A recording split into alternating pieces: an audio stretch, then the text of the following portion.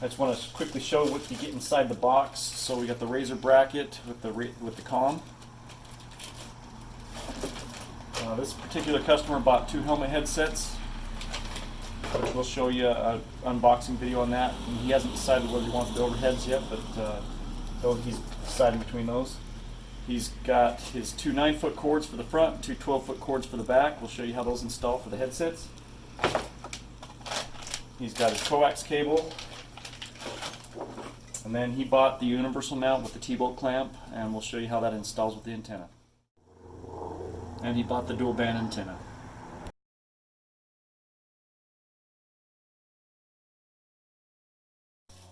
We're going to start by taking out the box, and we need to remove all the seats because we got to get to the tunnel, and then we will go from there.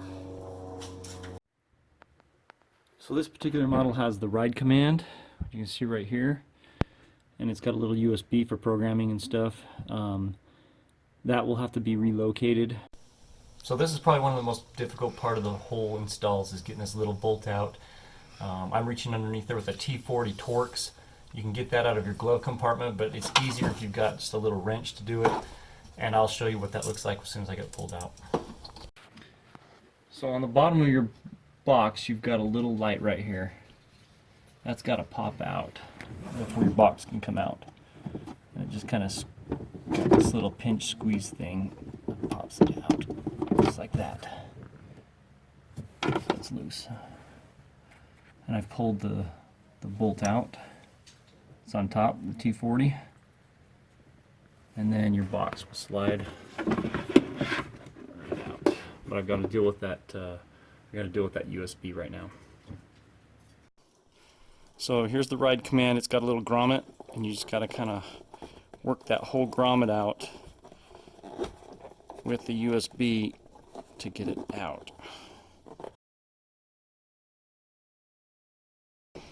Just like that. And then your box is free.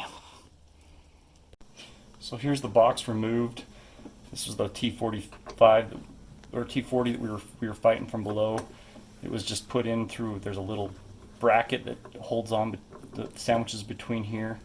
We're going to do the same thing when we install the comm. We provide this, you'll have that bracket on top, and then this will just go through there from above and then tighten it back down. And then this is for your little blue light. Where your little blue light was in here, it now goes into here. So there's the bracket from behind that holds the T40 bolt. You can see it goes down through, and that's what holds the box on. And here's your little blue light.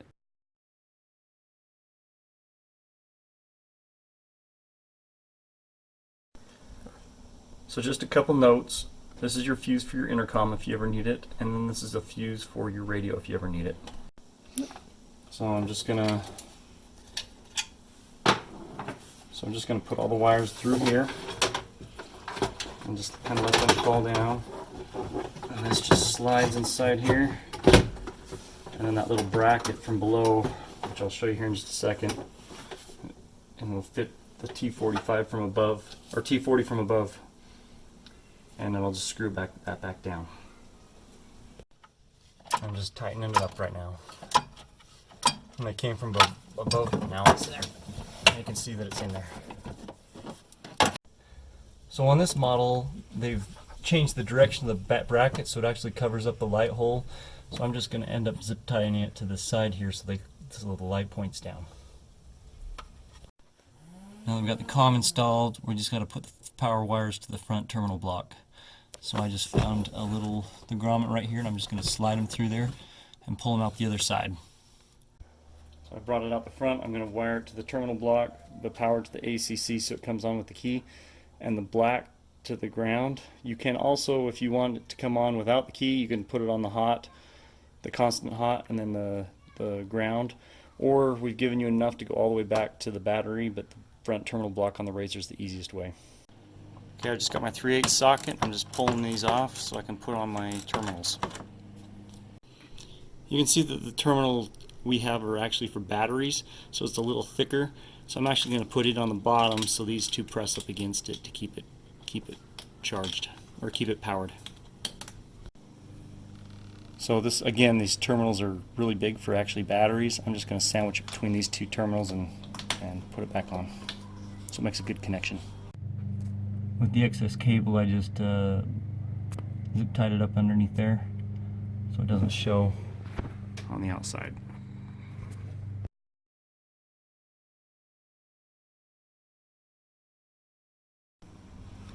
So now we're going to pull the tunnel out. To get that out, we got to get the shifter off. So you just kind of put a little screwdriver to pry this off.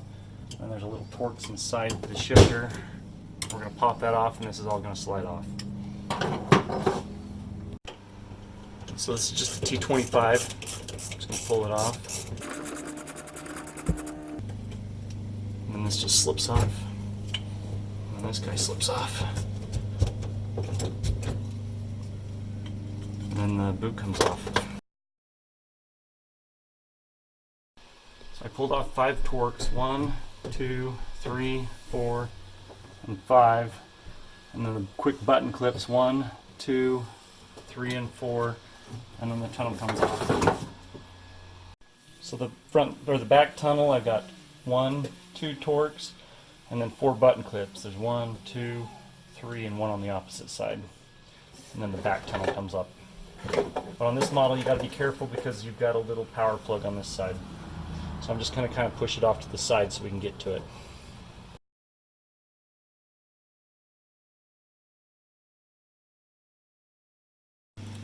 Now I'm going to run the coax through the firewall, through that same grommet to the front there, and we'll just drop it down through the tunnel and then run it towards the back.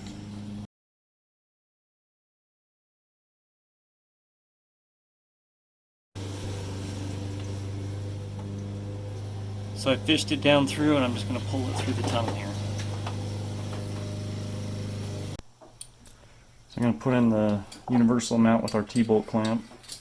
You see I just put this in that notch right there. And then what I do is I just actually feed this through first, and I can slide this down through. You'll see that that tightens right up against it.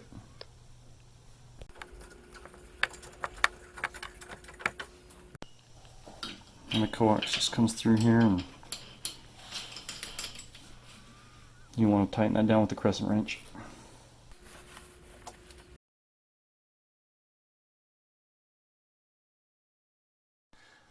So I've already run the coax, and you can from the radio, and I've mounted the antenna, and you can see I've got a little bit extra coax here.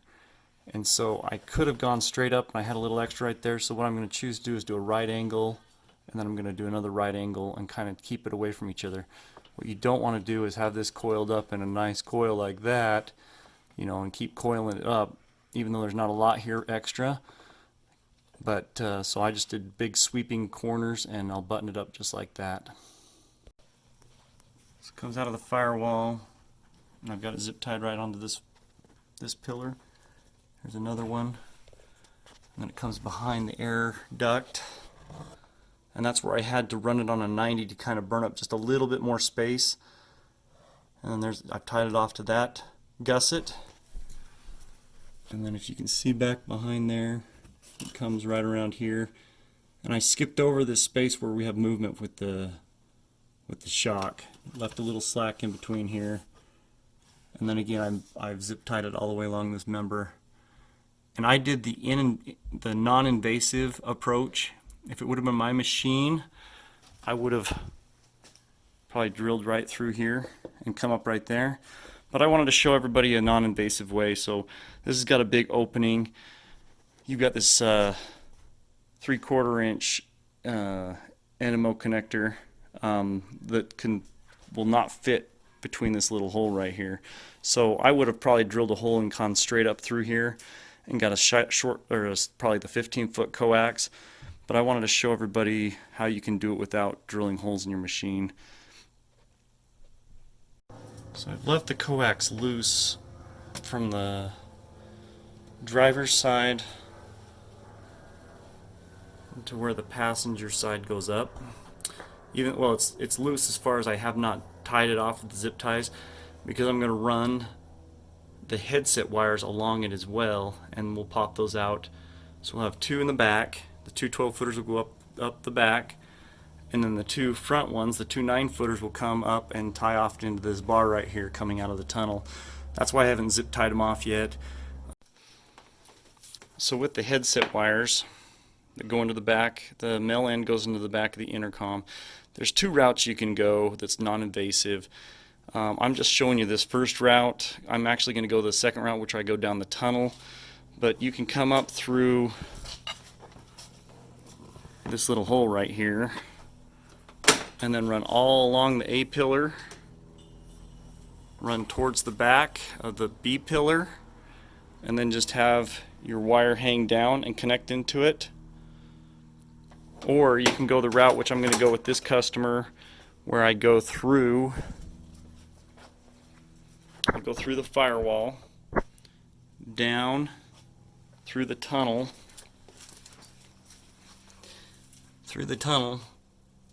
and I'll run along the tunnel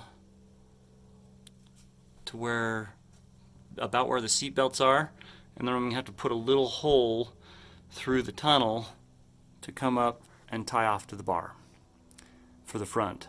For the back, I'll continue to run the two back cords towards the back, and then we'll come up the firewall and then hang over for the two back, and I'll show you how that's to be done. Now I've already done this for the front two. I ran the front two headset wires together. I'm going to show exactly how I did it with the back two. So I got the back two 12-footers. I'm just going to poke them through the firewall on this end, and then I'm going to plug them into the back of the comm, and then I'm going to pull them back tight. So I'm just going to plug this in, and make sure when you plug them in, they're plugged in tight.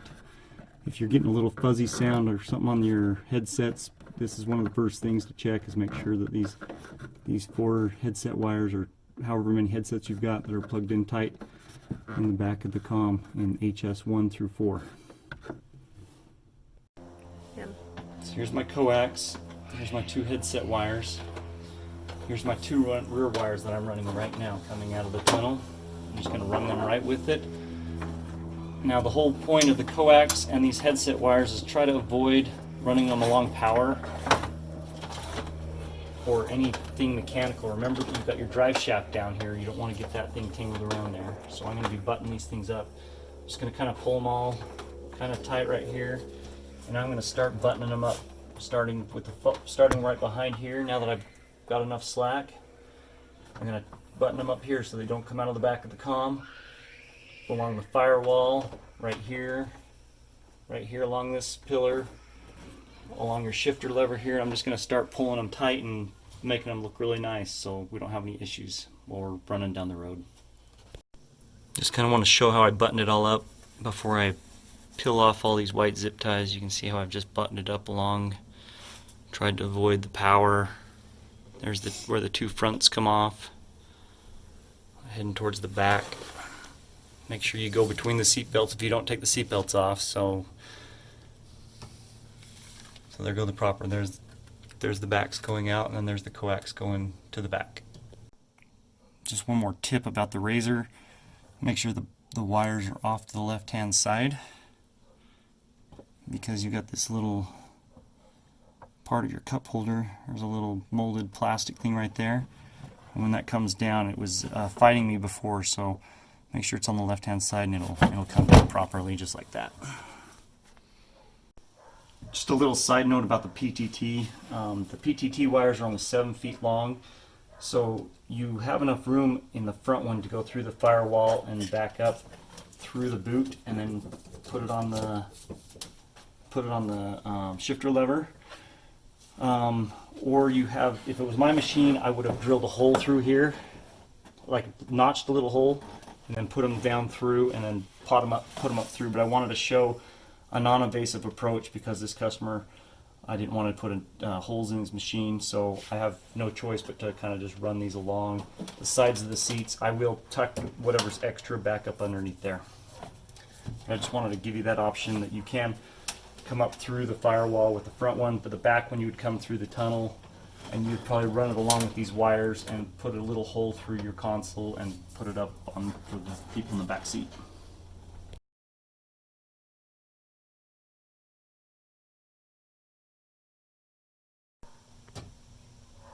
So again, to avoid drilling a hole through the plastic, I just put the wire through the rubber boot, kind of pushed it right in the center there, and then I will actually take some ties, and I'm gonna button it up against this the firewall right here. So I'm just gonna put this on. You just feed it right through this little hole right here, and just pull it down tight.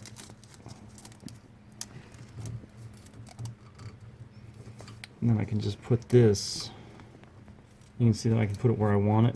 And if I don't like it where it's wanted, see, I got it coming up. I'm going to actually come on this side.